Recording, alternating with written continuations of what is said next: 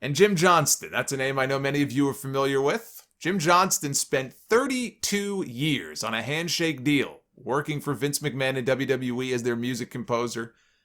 And in 2017, that 32-year run came to an end by their decision, not his.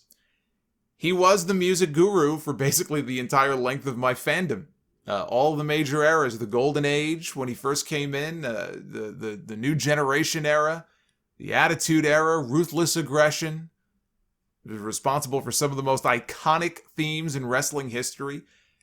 He gave an interview to Lucha Libre Online and had this to say about the current era of entrance music in WWE. He said, "While I told you before this interview that I don't do trash talking, the closest I'll get to being critical is that absolutely I want to slap Vince upside the head. The music is so bad. These days, it's just sound effects and noises and stuff. It doesn't have anything to do with the characters and the storylines anymore.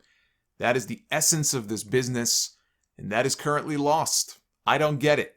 I hate to say this, but there's a certain satisfaction that the music now is so bad because it makes me feel better about what I contributed.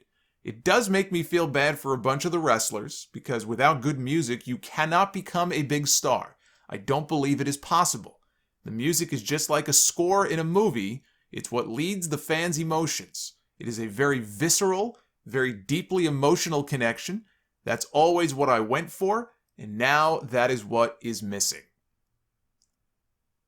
To be fair, Jim Johnston was not exactly knocking it out of the park his last few years either. And CFOs were not terrible. They did crank out some really good themes for Shinsuke Nakamura. That probably was their best one. Bobby Roode, Finn Balor, Sasha Banks, Asuka. And now we don't even have that in some cases. I mean, they still use some of the songs, but in other cases, we don't even have that because there's some rights issues that are involved, I think, with the publisher. I think WWE only owned about 50% of all of CFO's songs, and so they have started phasing a lot of those songs out or tweaking them in some way.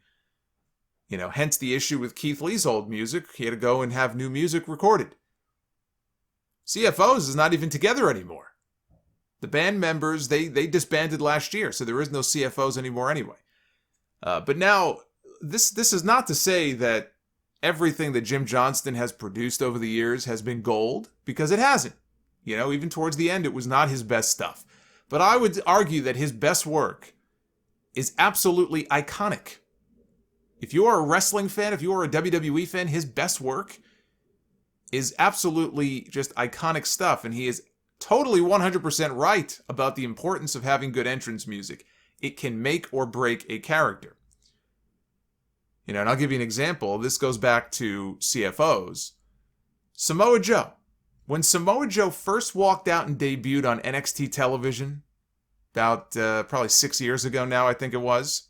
If you remember, when he first walked out on TV, when they hit the first chords of his music, it sounded great, and then it transitioned into the main part of the song, and I laughed hysterically because it totally did not fit this man's character. It did not fit this man's demeanor at all. It's like, where did that come from? Maybe they didn't have a lot of time to put that music together. It was like a temporary placeholder because they weren't aware of his debut until the day before. That's the only thing I could think of. But if he had kept that music, it would have killed him. Every time he walked out, now Joe was good enough, he probably could have overcome it. But my God, if he had kept that music as is, it would have absolutely killed him. It would have made his job that much harder. Once they tweaked it, it made a world of difference. And I like Samoa Joe's theme. I think it's one of the better CFO's themes.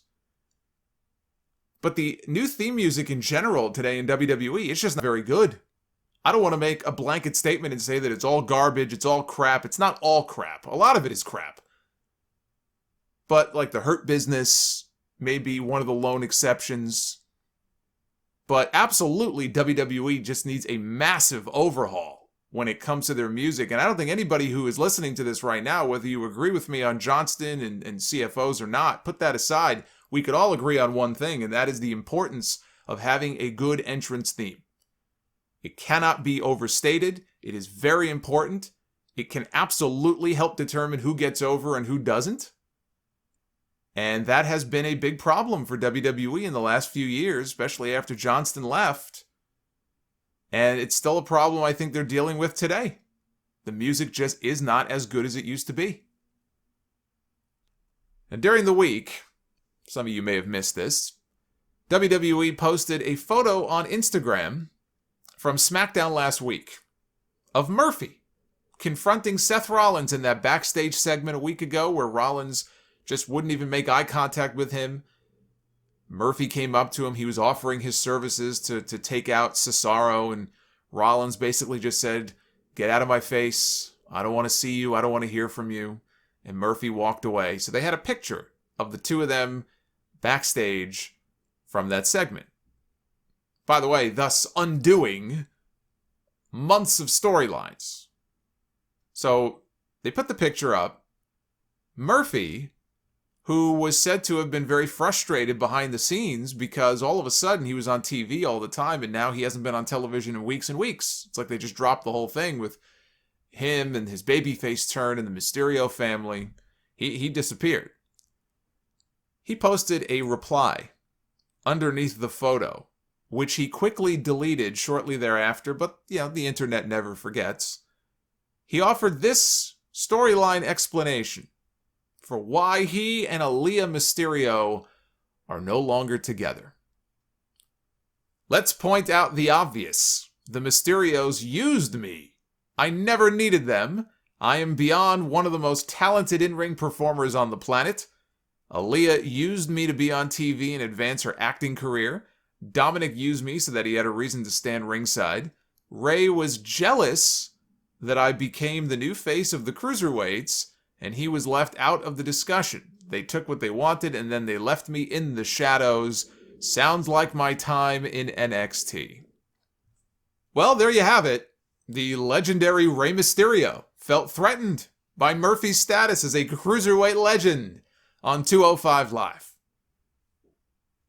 And look, hey, maybe this would have meant something had they followed up on that with a Murphy promo on TV Friday night, but that promo never came.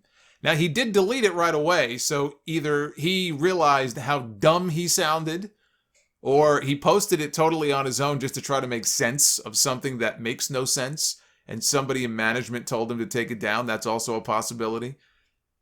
He did wrestle Cesaro. He was on TV Friday night. He did have a match against Cesaro, which ended when Seth Rollins interfered and attacked Cesaro, and Murphy just sort of faded into the abyss, never to be seen again, which is a pretty spot-on description of his career path.